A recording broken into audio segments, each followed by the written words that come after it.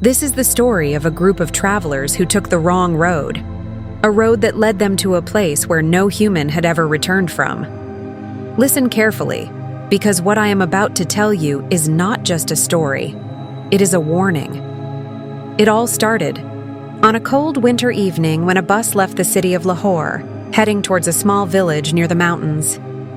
The passengers were a mix of locals and tourists, all excited to reach their destination. The driver, an old man named Bashir, had been driving buses for over 30 years. He knew every road, every shortcut, and every danger that lay ahead. But that night, something was different. As the bus moved along the highway, a dense fog began to cover the road.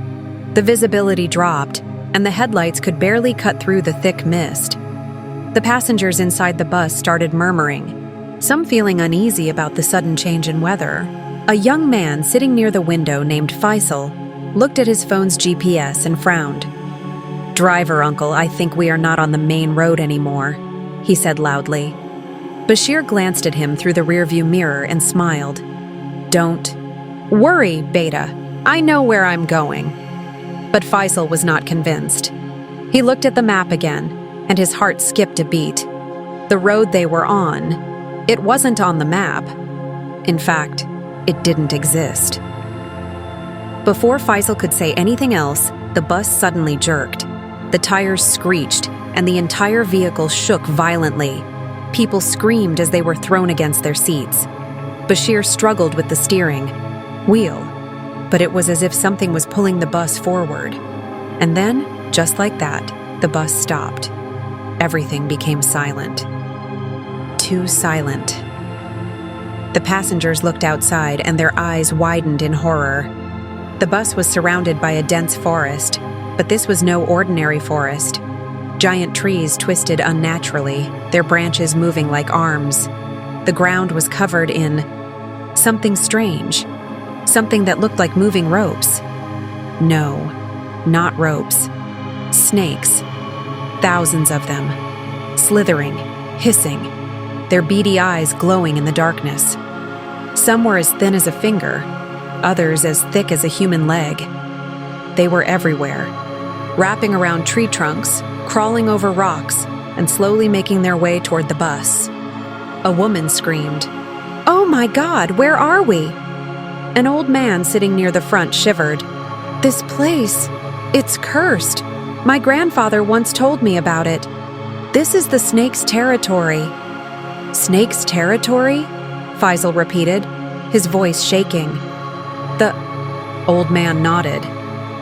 "No one who enters this place ever leaves alive." Panic spread through the bus like wildfire. People banged on the windows, some tried to open the door, but Bashir shouted, "Stop! If we leave the bus, we're dead." The snakes started climbing the bus, their bodies pressing against the windows. Their forked tongues flickered, tasting the fear inside. Then, something even worse happened. A deep, guttural sound echoed through the forest, a sound that did not belong to any normal snake. And then, from the darkness, it appeared. A snake. But not just any snake. This one was enormous, its body thicker than the bus itself. Its scales were black as night, and its yellow eyes burned with hunger. It raised its head high above the trees, looking down at the trapped humans inside. Faisal's hands trembled as he whispered, "What? What is that?" The old man's voice was barely a whisper. "The guardian of the territory."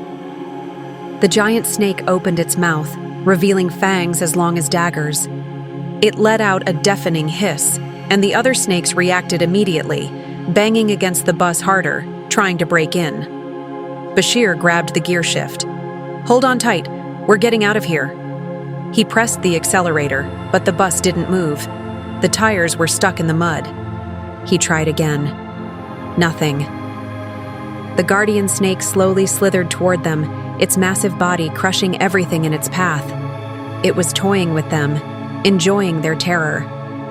"We're going to die," a man sobbed. "No, Faisal shouted. "We have to do something."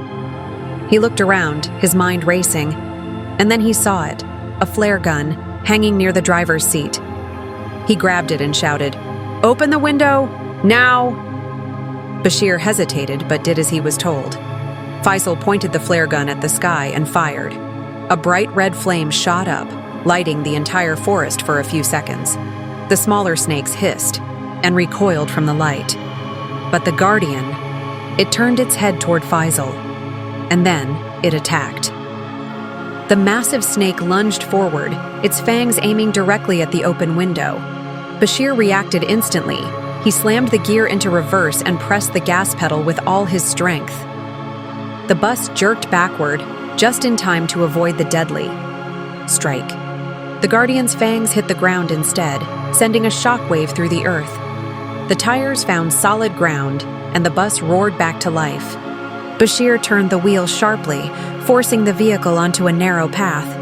The smaller snakes tried to chase them, but the bus was moving too fast now. The Guardian let out an angry screech and raised its massive body, preparing to attack again. Faisal grabbed another flare and aimed directly at the creature's face. He fired.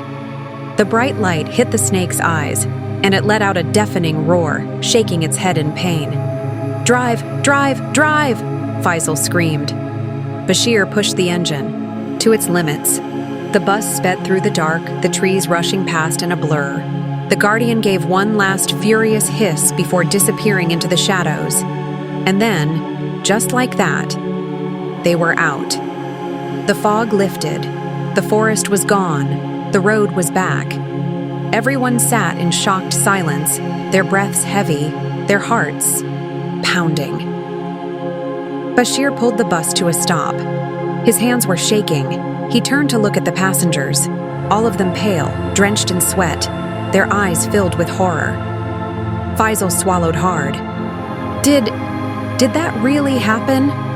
No one answered, because deep in their hearts, they knew the truth. It had happened, and they had barely escaped with their lives.